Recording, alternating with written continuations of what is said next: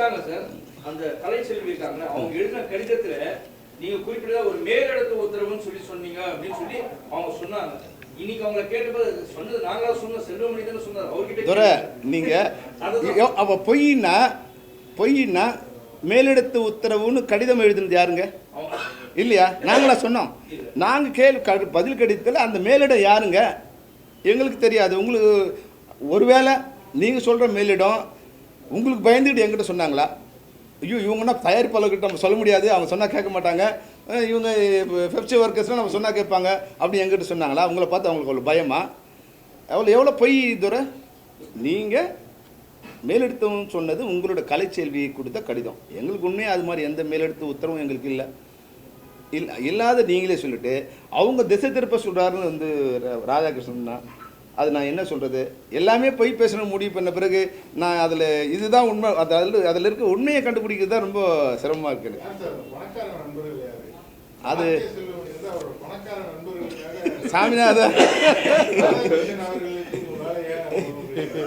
அதுதான் சார். அவர் இப்போ என்னென்ன சார், இணைந்து பயணிப்பது என்பது ரொம்ப கஷ்டம் சார். இணைந்து பயணிப்பது என்பது ரொம்ப கஷ்டம். இப்போ நான் கூட வந்து இந்த சங்கத்துக்கு வரும்போது, சம்மேளனத்துக்கு வரும்போது எதிரெதிர் அணியில் நின்று தான் இப்போ சாமிநாதன் எனக்கு எதிராக போட்டிட்டார், செந்தில் எனக்கு எதிராக போட்டிட்டார். ஆனால் வந்த 6 மாதங்களில் நாங்கள் ஓரணியாக வந்து இன்றைக்கு வரைக்கும் ஒற்றுமையாக பயணிக்கிறோம்.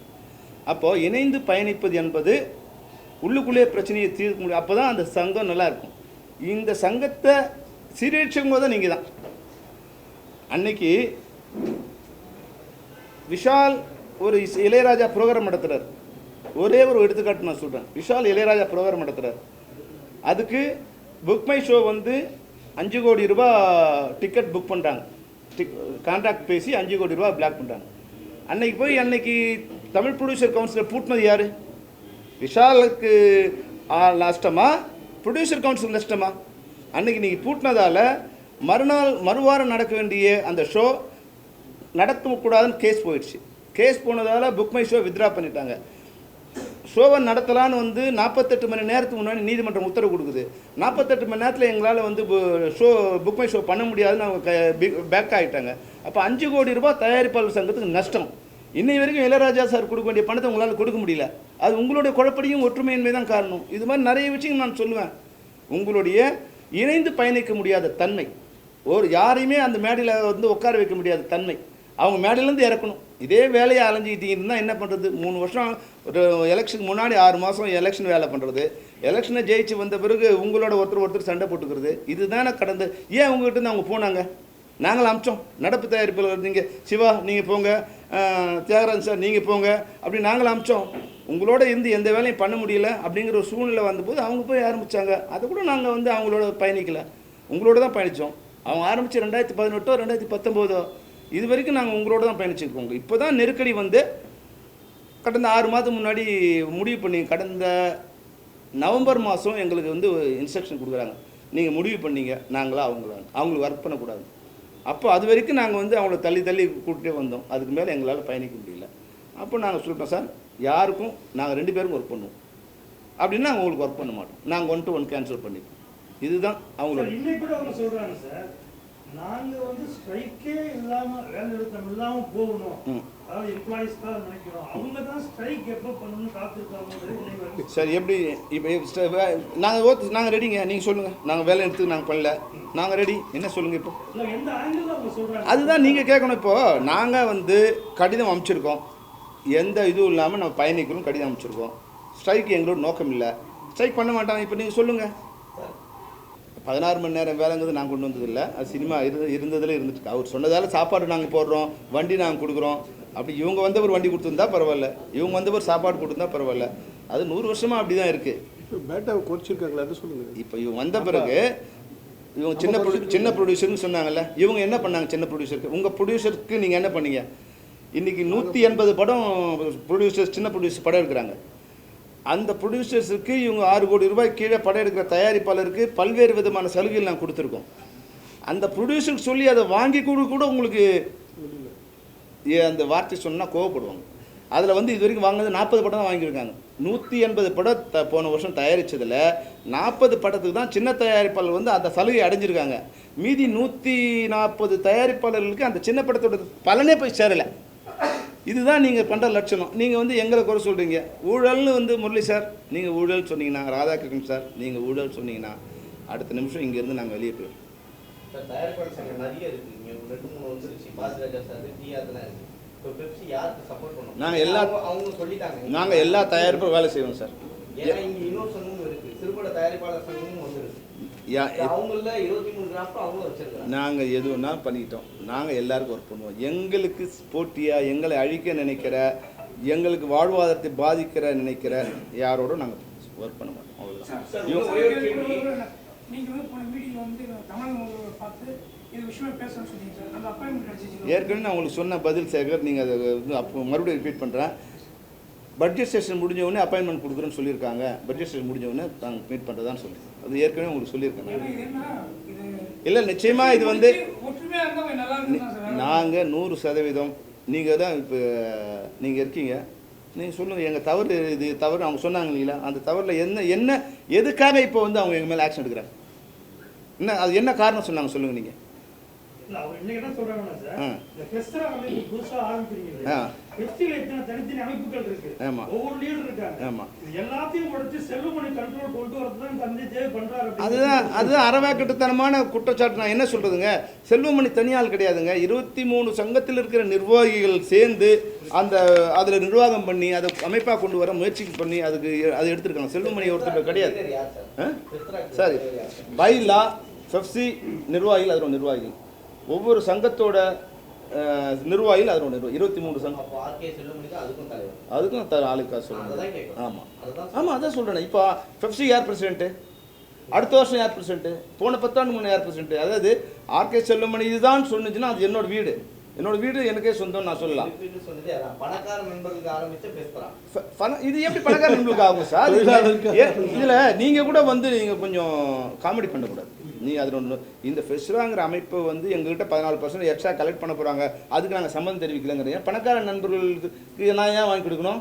இந்த 14%ங்கிறது எம்ப்ளாயிக்கு வந்து 100 வருஷமாக மறுக்கப்பட்ட ஒரு உரிமை. அந்த உரிமையை ஒரு தடவை உங்களோட ரைடு வராங்க, அப்போ எங்கள்கிட்ட வந்து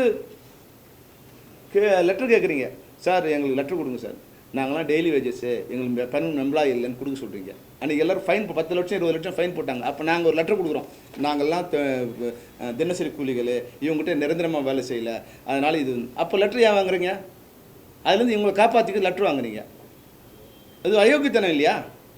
அப்போது நீங்களும் கொடுக்க மாட்டீங்க, கொடுக்குறதுக்கான ஒரு அமைப்பையும் வரும், அதை இது போனீங்க. அது ஒரு அறவேக்கட்டுத்தனமாக என்னன்னே தெரியாமல் செல்வமணினா பெப்சி செல்வமணி தான், பையனூர் ஸ்டுடியோ செல்வமணிதா, இல்லை தமிழ்நாடு இப்போ ஆள்ற முதலமைச்சர் சொந்தமா? ஆள்ற வரைக்கும் அவருக்கு சொந்தம். அடுத்த ஆளில் போகிறவங்க யாரோ போன வாட்டி போன 10 வருஷங்களுக்கு ஏடிஎம்கேவுக்கு, இந்த வருஷம் அந்த 5 வருஷம் டிஎம்கேவுக்கு, அப்புறம் வந்து வரப்போகிறவங்களுக்கு அது ஆள போகிறாங்க. ஆமாம் ஆமாம் பெப்சி என்ன சொல்கிறேன்னா பெர்மனண்டாக நீங்கள் தான் பிரசிடென்ட்ன்றாங்க. பெப்சிக்கு எலெக்ஷன் 3 இயர்ஸ்க்கு ஒரு எலெக்ஷன் வச்சு யார் பிரசிடென்ட் செக்ரட்டரியா வர்றாங்களோ அவங்க தான் ஆட்டோமேட்டிக்காக அதுக்கு ஆயிடுவாங்க. இவங்க ஏதோ ட்ரஸ்ட் மாதிரி நினச்சிக்கிட்டாங்க, வாழ்க்கை ஃபுல்லாக இவர் தான் பிரசிடென்ட். சார் இப்போ நமக்கு இவங்க அப்படிதான் நினச்சிக்கிட்டாங்க. பெரும்பாலான தயாரிப்பாளர் சங்கம்ன்றது பெரும்பாலான தயாரிப்பாளர்கள் வைக்கக்கூடிய குற்றச்சாட்டுனா, சில நேரங்களில் படப்பிடிப்பு தளத்தில் வந்து பெப்சியை சார்ந்தவர்கள் போயிட்டு பிரச்சனை பண்றாங்க அப்படின்றது பரவாயில்ல, அது உங்களுக்கு தகவல் இருக்கும். அது நியாயமான விஷயம் இருக்கும், அநியாயமான விஷயம் வெளியில என்னன்றது இல்லை. பட் இப்படி ஒரு குற்றச்சாட்டு வந்து எப்பயுமே பெப்சி மேல இருக்கு. அதுக்கான முயற்சி நீங்க என்ன எடுத்திருக்கீங்க? அந்த மாதிரி நடக்கக்கூடாது. ஏன்னா தயாரிப்பாளர்கள் இனி பிரச்சனையா இருக்கா சார்? இன்னைக்கு முரளி ராமசாமி தலைமையில் இருக்கிறதால தயாரிப்பாளர் சங்கத்துக்கும் உங்களுக்கு பிரச்சனை. பட் அவங்க தான் முதலாளிகள், நீங்க தொழிலாளிகள் நீங்க சொல்லி இப்படி உங்களுக்கு ஒரு ஒற்றுமை இருக்கும். அந்த சமயத்துல போயிட்டு ஒரு முதலாளி வீட்லயே போய் பிரச்சனை பண்ற மாதிரி அவங்களுக்கு தான் ஒரு சில தயாரிப்பாளர் பர்சனலாவே கிட்ட சொல்லுங்க சொல்லி இந்த மாதிரி நடந்துருக்கு சார் அப்படின்னு. அது இவங்க தான் மற்ற நாள்லாம் கொடுத்துருப்பாங்க, ஒரு நாள் ஸ்டாப் பண்ணுவாங்க. அவங்க ஏதோ ஒரு சூழ்நிலை சொல்லும் போது ரொம்ப வருத்தமா இருக்கு இல்லைங்களா? கரெக்ட். இல்லை இதை முடிச்சிடறேன் சார். சார்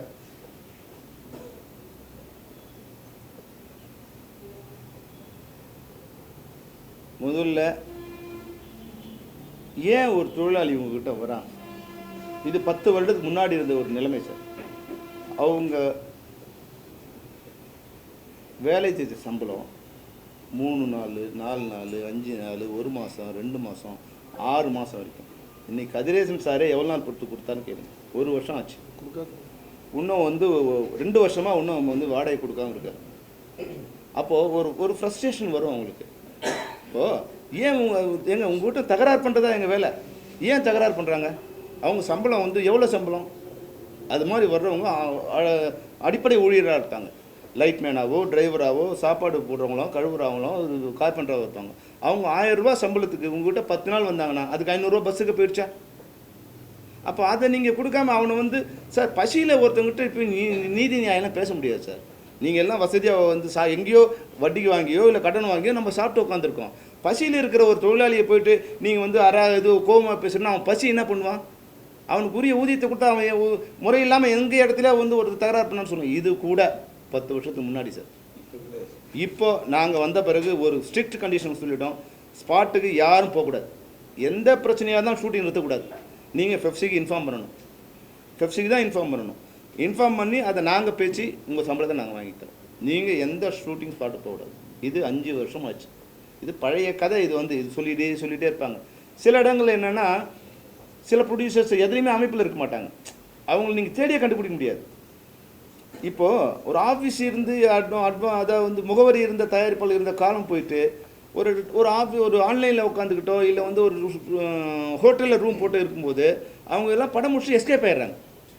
அப்போ அவங்களை எங்கேயாவது ஒரு இடத்துல பிடிக்கும்போது மறுபடியும் அவங்களுக்கு பிடிக்க முடியாத ஒரு சூழ்நிலை வருது. அந்த நேரங்களில் அது மாதிரி இடங்களில் இது மாதிரி ஏதோ ரப்சர் நடந்திருக்கலாம். 99% நியாயமான தயாரிப்பாளர் இல்லை ஜெனுவனாக ரொட்டீனில் படம் பண்ணுற தயாரிப்பு நிறைய பேரோட செக் எங்ககிட்ட இருக்குது. பல கோடி ரூபாய் செக் எங்களுக்கு இருக்குது. எல்லாருக்குமே நாங்கள் சண்டை போடலையே. அவங்க இருக்கவங்க வேணா நான் பேர் சொல்லக்கூடாதுன்னு நினைக்கிறேன். பேர் சொல்லக்கூடாதுன்னு நினைக்கிறேன். அதனால் நாங்கள் அட்ஜஸ்ட் பண்ணி போகிறோம். ஒரு அளவுக்கு தான் பண்ண முடியும்.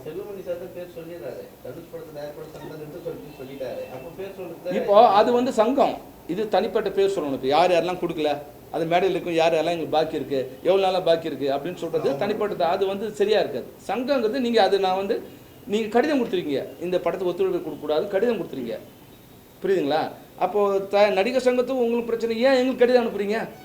நம்ம சிம்பு மீதும் விஷால் மீதும் ஒரு 2 இது ஒத்துழைக்கக்கூடாது, ஏன் எங்களுக்கு கடிதம் கொடுக்குறீங்க? உங்கள் பிரச்சனை நடிகர் சங்கம் தான் அனுப்பணும். அப்போது நீங்கள் சொல்கிறத கேட்கும்போது நான் உங்களுக்கு கடிதம் கொடுப்பீங்க. எங்களால் கேட்க முடியாதுன்னா நீங்கள் ஏன்னு கேட்பீங்க. அதனால நாங்கள் யாரோ நீங்களே பார்த்துங்க நாங்கள் தலையில்லை. அவங்க ஒரு எம்ப்ளாயிஸ் சங்கம் உருவாக்குறாங்க. ஆமாம். அது செயல்பாட்டுக்கு வந்ததுன்னா நீங்க தொழிலாளர்களுக்காக முயற்சி பண்ணுறீங்க. ஆமாம். அப்போ அந்த மோதல் வந்ததுன்னா அது இன்னும் பலவீனமாகாதா? ஆமாம் சார்.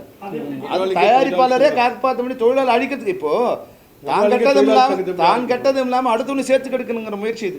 தயாரிப்பாளர்களை காப்பாற்ற முடியாது. நீங்கள் தொழிலாளர்கள் அழிக்கிறதுக்கான முயற்சி இது. அவ்வளோ. உங்களோட கோரிக்கை என்னது? தூரம் நீங்கள் கேட்டீங்கல்ல, இப்போ எங்கள் சொல்லுங்கள், நீங்களே போய் கேளுங்க சார். உங்கள் என்ன பண்ணால் நீங்கள் இது என்ன சார்? சார் நாங்கள் தான் வந்து அது நிறுத்தணுங்கிறாங்களா வெளியே வரணுங்க நாங்களா?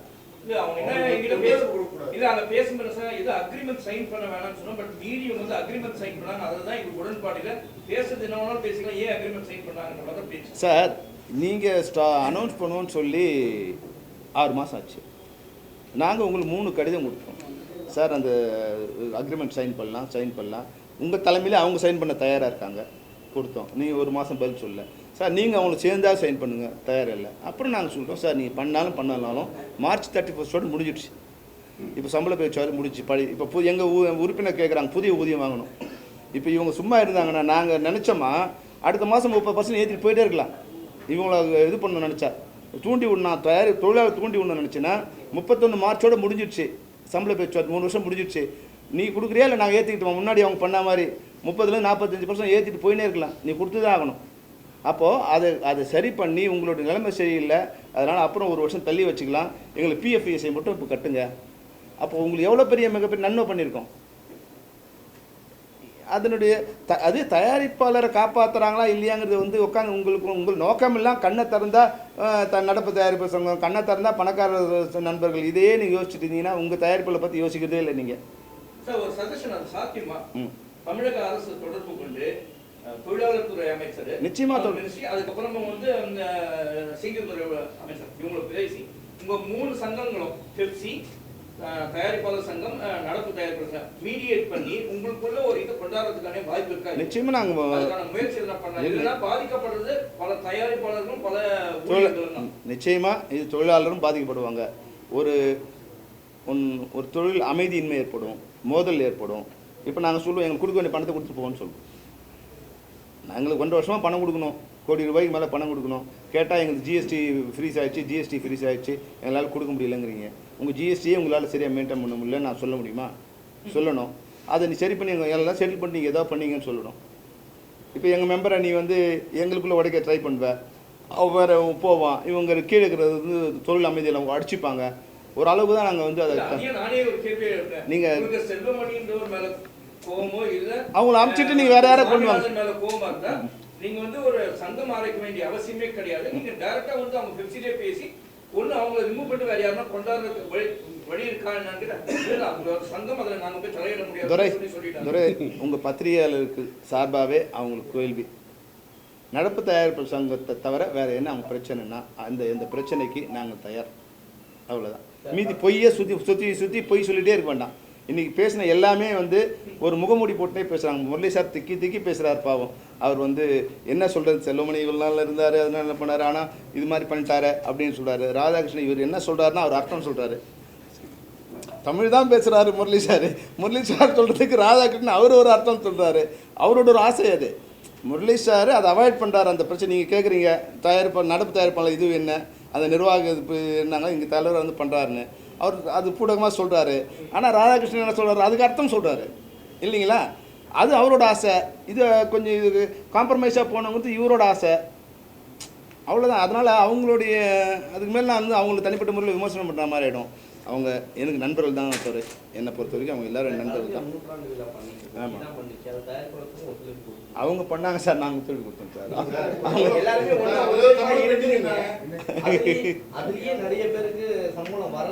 அதுதான் இப்போ நான் சொன்னேன். அது வந்து ஏறக்குறைய அது 1.5 வருஷம் முன்னாடி இல்லையா? அப்போல்லாம் வந்து இணக்கமாக தான் இருந்தோம். அப்போல்லாம் வந்து பூசிக்கிட்டு தான் இருந்தோம்னா அவங்க நாங்கள் ஒன்றா தான் படுத்துக்கிட்டு இருந்தோம். இப்போ வரும்போது என்னென்னா அந்த பணம் கேட்டதால் ஒரு பிரச்சனை, அந்த பணம் வரல. அப்போ எங்கிட்ட என்ன சொன்னாங்கன்னா ஜிஎஸ்டி எங்களுக்கு ஃப்ரீஸ் ஆகிடுச்சு, ஏதோ பிரச்சனை, அது பிளாக் பண்ணிட்டாங்க, அது வந்தவொடனே கொடுக்குறோம். சேனலில் பேச சொன்னாங்க. சேனல் சொன்னாங்க இல்லை சார் அவங்க ஜிஎஸ்டி கிளியர் பண்ணால் தான் நாங்கள் பணம் கொடுக்க முடியும். இன்னும் 1.5 வருஷம் ஆச்சு. 1.5 வருஷம் ஆஃப் போச்சுங்களா?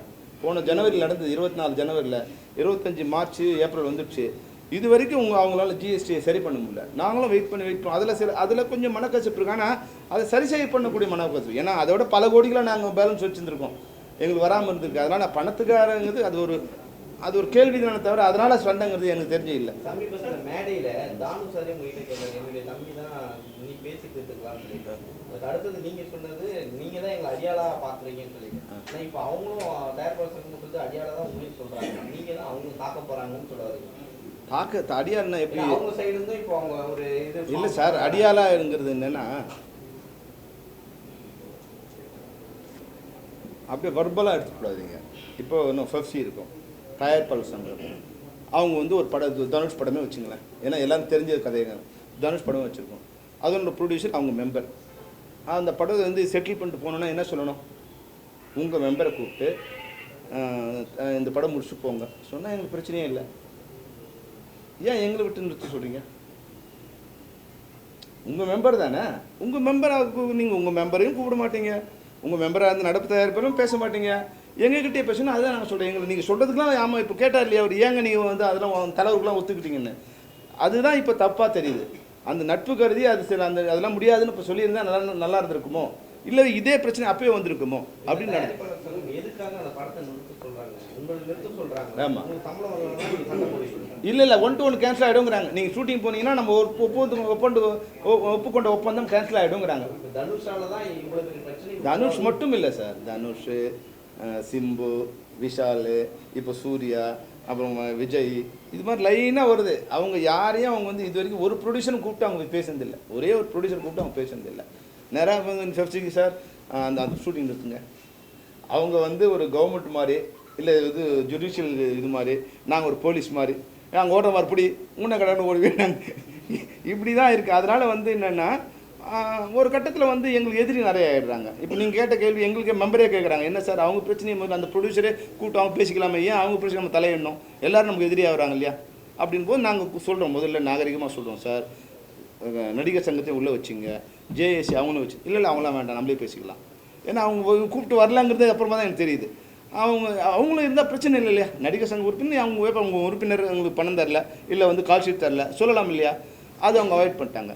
அப்போ நம்ம 2 பேரும் சேர்ந்து பேசிக்கலாங்க. நம்ம 2 பேர் சேர்ந்து பேசும்போது நடிகர் சங்கம் ஒரு தடவை எங்களை எதிர்த்து வந்து அனௌன்ஸ் பண்ணுறாங்க, இல்லை கண்டனம் தெரிவிக்கிறாங்க. அப்போ நீங்கள் என்ன சொல்லணும், இல்லை நாங்கள் தான் அனுப்பிச்சு சொல்லணும். அப்போ நீங்கள் அவங்க கமுக்கமாக இருக்கீங்க. சொல்ல முடியாது. இல்லை அவங்க இல்லைன்னு சொல்லும்போது நாங்கள் இப்போ இல்லை ஆமாம் ஆமாம் ஆமாம் கோவம் வருது. இல்லை கோவத்தில் நான் வார்த்தையை விட்டுறக்கூடாது இல்லையா, ஏன்னா என்னோட நண்பர்களாக இருந்தவங்க உங்களுக்கு ஒன்றா நீங்கள் வந்து ஹாட்லைன் நியூஸ் போடுவீங்க, நல்ல டேக் லைன் போடுவீங்க, அதனால பாதிக்கப்படுறது என்னோட கோவத்தால் என்னோட மெம்பர் தான் பாதிக்கப்படுவாங்க. என்னோட இல்லை எனக்கு அதை மீறி வரும்போது ஒரு பொய் சொல்லும்போது ஒரு இப்போது ஒரு உண்மையை பேசுகிறவங்ககிட்ட நம்ம விவாதம் பண்ணலாம், பொய் தான் பேசுவோங்கிறவங்ககிட்ட நான் என்ன பேசுறதுன்னு எனக்கு ரொம்ப கூச்சமாக இருக்குது. என்ன இவ்வளோ பொய் பேசுகிறாங்களேன்னு எனக்கு வந்து வேதனையாக இருக்குது.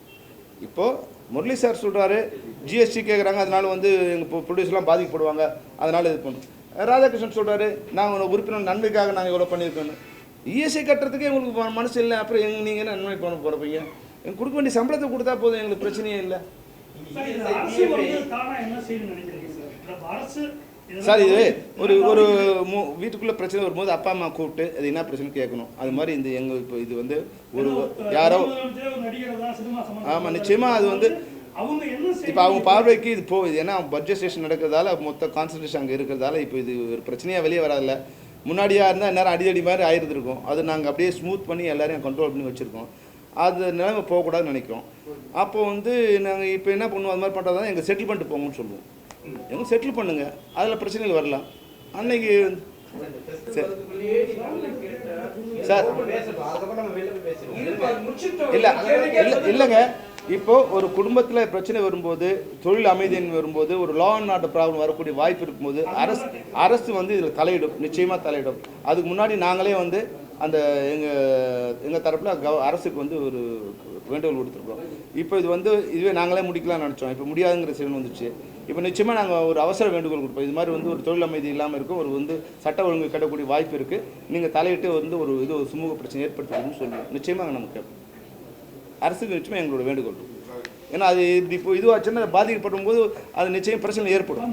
அன்னைக்கு பெப்சி படை வரும்போது இது மாதிரி தான் வந்தது பிரச்சனை.